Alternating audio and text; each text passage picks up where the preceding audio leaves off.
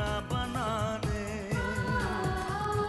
पर उसको अपना न माना किसी ने, न समझा किसी ने, न जाना किसी ने, साथ छोड़ दिया, हाथ छोड़ दिया, साथ छोड़ के हाथ छोड़ उसे कर दिया अकेला, सोतेला, सोतेला, सोतेला। चलो बेटा डॉक्टर के पास चलते हैं, मैंने अपॉइंटमेंट भी ले लिया, शायद एक्सरे करना पड़ जाए। अरे भाई एक्सरे करने की कोई जरूरत नहीं है। अरे भाई एक मामूली सी मोच आई लगती है, कोई फ्रैक्चर नहीं हुआ। आखिरकार डैड को जुर्म से लड़ने के लिए जुर्म का ही सहारा लेना पड़ा। नहीं, तुम्हारे डैड ने कोई जुर्म नहीं किया है। तो क्या ये बात झूठ है कि देवराज चौधरी के हमले से बचने के लिए उसके बेटे को ढाल बनाया गया था, उसे किडनैप करवाया गया था? शुभम को सिर्फ कलकत्ता में ही खतरा नहीं है, अगर कोई कुछ करना चाहे तो वो इस शहर में भी कर सकता है। मगर सवाल ये उठता है कि कब तक और कहां तक हम उस डर से भागते फिरेंगे। अपनी हिफाजत करना डर तो नहीं होता।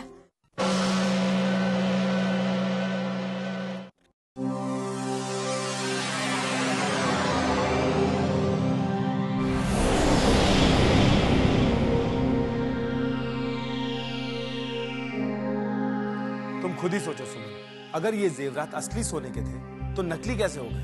यही बात मेरी समझ में नहीं आ रही है। उस दिन जब कामिनी अपनी फ्रेंड की शादी के लिए मुझसे ये जेवर लेकर गई थी, तब तो ये असली थे, फिर पता नहीं है कि नकली कैसे हो गए। भाभी, आप मुझ पर शक कर रही हैं? देखिए, अगर ऐसी कोई बात आपके दिल में हो ना, तो प्लीज निकाल दीजिए। वैसे भी मैं आपके जेवर सिर्फ कुछ घंटों के लिए लेकर गई थी। नहीं कामिनी, मैं तुम पर शक नहीं कर रही हूँ। मैं तो बल्कि ये सोच रही हूँ, ऐसे कैसे हो सकता है? भाभी, ऐसा हो सकता है ना कि ये जेवर पहले से ही नकली थे। नहीं कामिनी, ये जेवर तो मेरी मम्मी ने खुद मेरे लिए खरीदे थे, और उन्होंने मुझसे ये भी कहा था कि ये जेवर बहुत कीमती है। हाँ भाभी, पर ऐसा भी तो हो सकता है ना कि आपकी मम्मी ने अपनी बात रखने के लिए या फिर आपका दिल रखने के लिए ऐसा कहा हो। अब देखिए ना, ये जेवर चोरों के हाथ या फिर पुलिस के हाथ ही लगे थे। अब चोर तो ऐसा काम कुछ करेंगे नहीं, और जहाँ तक पुलिस का सवाल है, वो तो ऐसा काम कर नहीं सकते ना। तुम ये समझती हो कि मैं झूठ बोल रही हूँ? नहीं भाभी, मैंने ऐसे थोड़े कहा, पर हालात का इशारा तो कुछ इसी ओर है।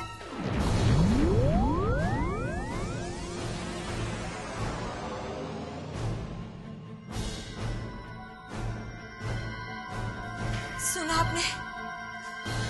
कामिनी उल्टा मुझे चोर बनाकर चली गई। सुमन, किसी के कहने नहीं कहने से कुछ नहीं होता, असलियत सबके सामने आकर रहती है। जाओ, ले जाओ इन जेवरात को।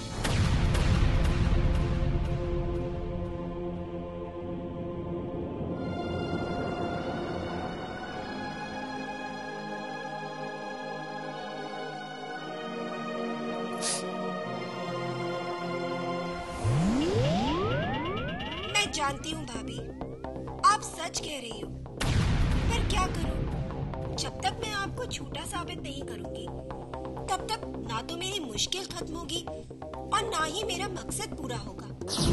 इसलिए मुझे आपके साथ ये सब करना पड़ा। हे भगवान, मुझे माफ करना।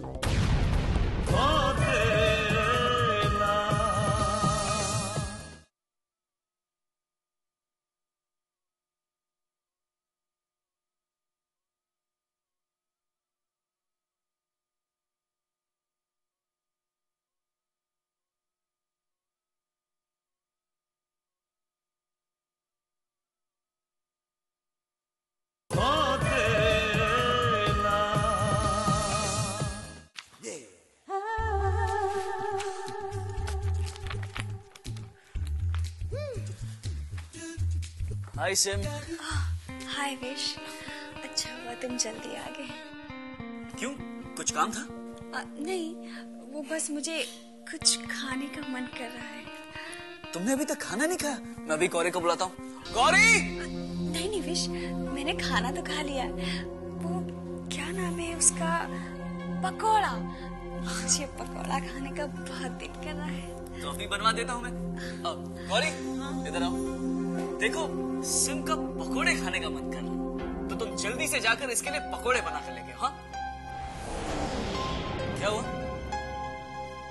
कुछ नहीं। तो फिर जाओ और पकोड़े बना कर लेके आओ। और सुनो, पकोड़े चटपटे और मजेदार होने चाहिए, okay? Wish, I want to tell you something. कहो ना। You are sweetheart. You are darling. Sim, even you're very sweet. Thank you so much. चलो विश, तुम मुझे अकेला छोड़ के जाओ। कोई बात नहीं समझी। आज मैं आपके लिए ऐसे चटपटे पकोड़े बनाऊंगी जिसका मजा आप हमेशा याद रखेंगी।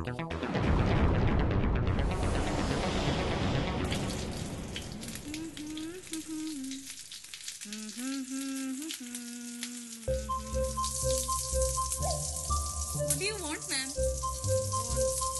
नैन्सी जी, मुझे पकोड़े बनाने हैं। आप क्यों तकलीफ कर रही हैं? आप जाइए, हम बना के ले आते हैं पकौड़े। नहीं श्याम जी, ये पकोड़े मैं खुद बनाना चाहती हूँ। अच्छा, तो आप विशेष साहब के लिए पकोड़े बनाना चाहती हैं? ठीक है, चलो नैन्सी, हम लोग बाहर का काम देख लेते हैं। ये पकौड़े बनाने, ये लीजिए, ये भी रखें।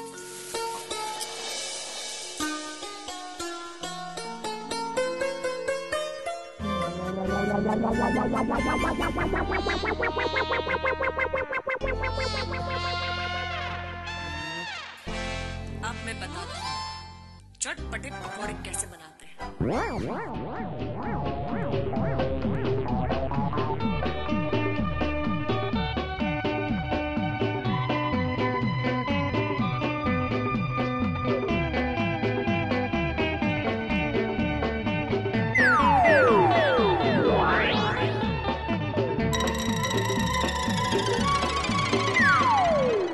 देखो सिम, अब इस घर को तुम अपना ही घर समझो, और तुम्हें किसी भी चीज की जरूरत हो तो मंगा लिया करो ना। बस गौरी को आवाज दे दिया करो। तुम्हें इतनी भूख लगी थी और तुमने, दिस इज नॉट फेयर।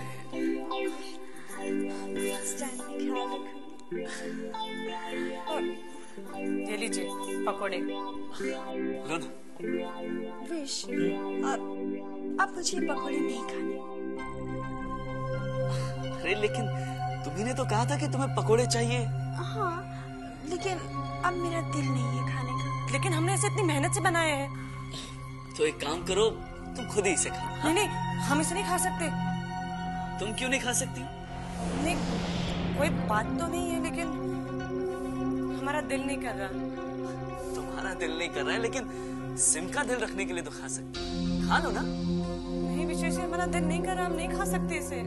किसी का भी दिल नहीं कर रहा है तो लाओ, मैं ही खा लेता हूँ। अरे नहीं नहीं विशेष जी, हम इसे खा लेंगे।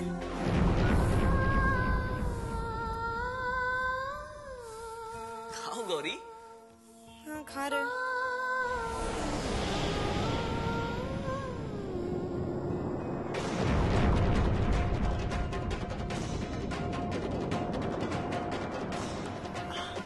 गौरी, एक मेरी तरफ से भी खा, और हाँ, एक विश की तरफ से भी खा।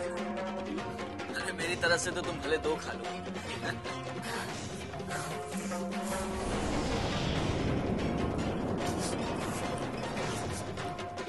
गौरी, गौरी जी, आपके चेहरे को तो देखकर लगता है कि ये पकोड़े कुछ ज्यादा ही मजेदार है। वो क्या कहते हैं, हाँ, स्वादिष्ट, कुछ ज्यादा ही स्वादिष्ट है ना? कोई बात नहीं समझी। आज तो पकोड़े मैंने विशेष जी की वजह से खा लिए, लेकिन इसका मजा मैंने तुम्हें एक दिन नहीं चखाया ना। मेरा नाम भी गौरी नहीं।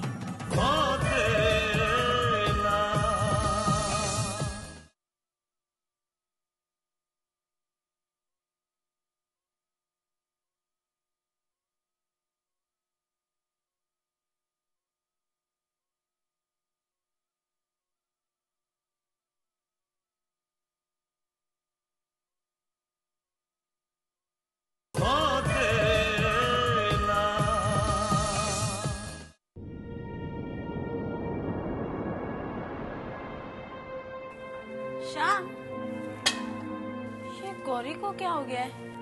जब देखो सिमी का काम करती रहती है। नैन्सी, ये गौरी को कुछ नहीं हुआ है, उसे मैडम ने सजा दी है। ये जब तक सिमी ठीक नहीं हो जाती उसका सारा काम इसे ही करना है, और इसी का फायदा उठाते हुए सिमी उससे सारा दिन अपना काम करवाती रहती है। श्याम, फिर हमें गौरी की मदद करनी चाहिए।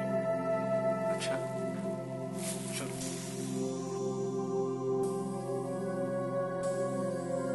What are you doing, ma'am?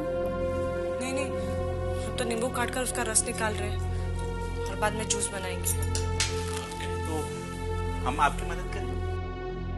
नहीं नहीं श्याम जी, उसकी कोई जरूरत नहीं है। ये हमारा काम है और इसे हम खुद ही करेंगे।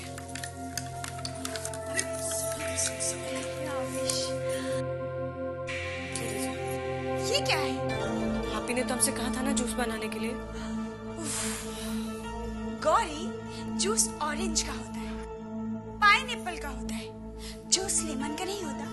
इनफैक्ट लेमन वाटर होता है। लेकिन हमारे गांव में इसे कोई जूस कहते हैं। तो एक काम करो, इसे तुम खुद ही पी लो। हम आपके लिए दोबारा बना देंगे। गौरी, अभी मुझे ही पीने का मूड नहीं है। वैसे भी मैं और विश हम लोग बाहर जा रहे हैं। वो जूस हम लोग बाहर ही पी लेंगे। लेकिन हम लोग बाहर कहाँ जा रहे हैं? और आपके तो पैर में चोट लगी थी ना। गौरी, मैं सिम को लेकर डॉक्टर के पास चले।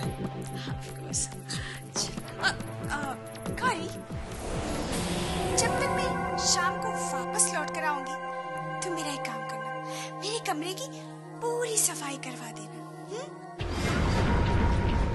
और हाँ, मेरे लिए पनीर की सब्जी बनवा देना, ठीक है? और हाँ, शाम से कह के मेरे कपड़े लॉन्ड्री से मंगवा देना।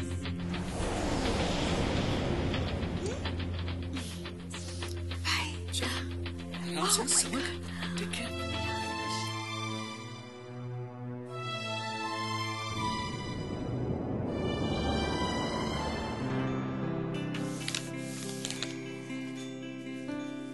सर, ये रिपोर्ट शुभम ने आज ही मेल की है। I think he is doing a very good job sir. Yes, I think you are right. Sir, कमाल है, इतने कम वक्त में लोग ठीक से काम को समझ भी नहीं पाते, और शुभम ने तो वो काम कर दिखाया जो हमारे एक्सपर्ट मैनेजर्स भी नहीं कर पाए सर। बाबूजी, जाहिल गंवार लड़का थोड़ी ही है। अरे पढ़ा लिखा है, और ये बिजनेस तो उसके खून में शामिल है। क्यों जीजा जी, ठीक कहा ना चक्कर चला के।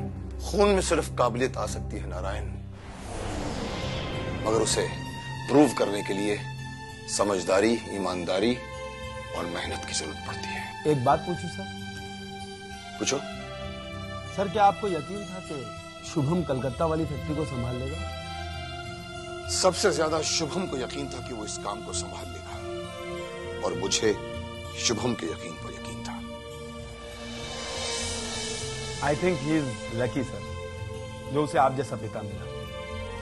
सर, अब मुझे लगता है कि हमें शुभम को वापस बुला लेना चाहिए, because our work is over sir. क्या बात कर रहे हैं सक्सेना साहब? अगर हमने अभी शुभम को वापस बुला लिया तो वो चौधरी समझेगा कि हम डर गए। क्यों जीजा जी, ठीक है ना? माननीय महोदय नारायण जी, कोई क्या समझेगा ये समझना ना तो हमारी जरूरत है और ना ही हमारी इच्छा। देखने वाली बात यह है कि हकीकत क्या है। Gentleman, sorry to interrupt your conversation. मैं तो बस यूं ही चलती गाड़ी में चढ़ गया। But Vikram, I strongly believe कि हमें शुभम की जिंदगी को और ज्यादा खतरे में नहीं डालना चाहिए। महेश, शुभम खतरे में नहीं है, उसकी सिक्योरिटी का पूरा बंदोबस्त कर दिया गया है, फिर काहे का खतरा? There is no point taking such a big risk. जब काम खत्म हो चुका है तो उसे यहाँ बुलाने में क्या हर्ज है? मिस्टर बैरिस्टर महेश राज साहब, यदि जीजा जी ने कोई फैसला लिया है तो बहुत सोच समझ कर लिया होगा। आपको इस प्रकार जीजा जी के फैसले पर सवाल उठाने का कोई अधिकार नहीं है। नारायण, अच्छे साथी वो होते हैं जो आपको सही फैसला लेने में मदद करते हैं, और जो सिर्फ हाँ में हाँ मिलाना जानते हैं वो किसी भी काम के नहीं होते। वाह वाह वाह वाह जीजा जी वाह, क्या बात कही आपने, मैं भी तो यही कह रहा था। राजी, शुभम की वापसी का इंतजाम कर दो, टिकट बुक करवा लो। हाँ ये हुई ना बात, तो शतरंज की एक बाजी हो जाए। राजीव, एक और टिकट भी बुक कर लो, ये भी आपके साथ जा रहा है। तेरी मर्जी, वैसे मुझे शतरंज खेलने का इतना शौक नहीं है। अच्छा, अरे शतरंज भी तुम्हें देखकर शर्म आ जाती होगी।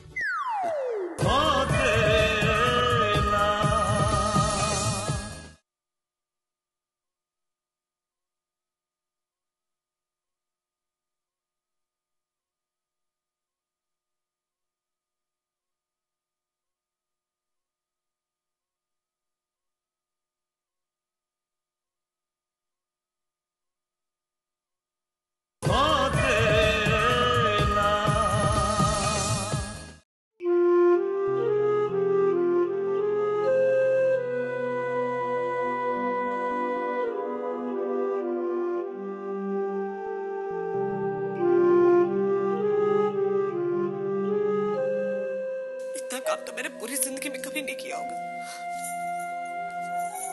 गौरी जी, आप रो क्यों रही हैं? काम को लेके आप बिल्कुल परेशान मत होइए, ये काम तो हम दोनों मिलके कर लेंगे। नहीं श्याम जी, ये बात सिर्फ काम की नहीं है,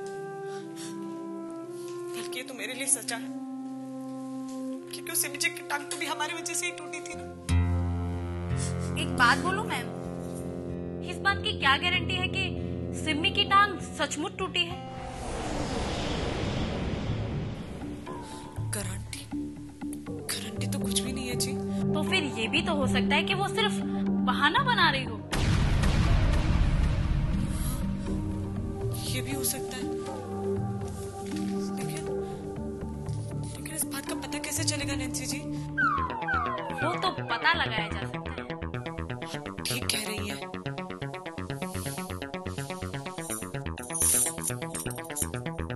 इस बात का पता लगाया जा सकता है।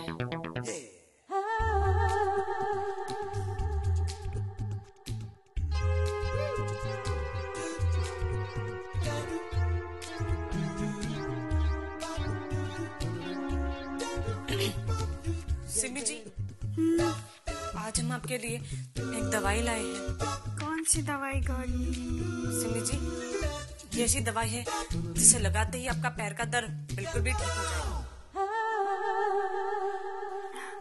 नो गौरी, मुझे अब किसी दवा की जरूरत नहीं, मुझे अभी कोई भी दवाई नहीं लगानी। अरे सिमी जी, आप डर क्यों रही है? आपका पैर बिल्कुल ठीक हो जाएगा। आप आराम से बैठिए ना, सुनिए तो सही मेरी बात सुनिए ना, मेरी बात सुनिए, मैं आराम से करूंगी, मेरी बात सुनिए।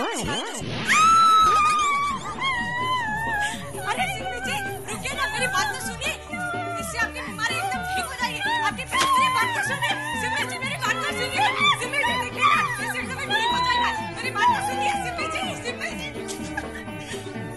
लगता है इलाज हो गया। और क्या है, सिमी जी की स्टाइल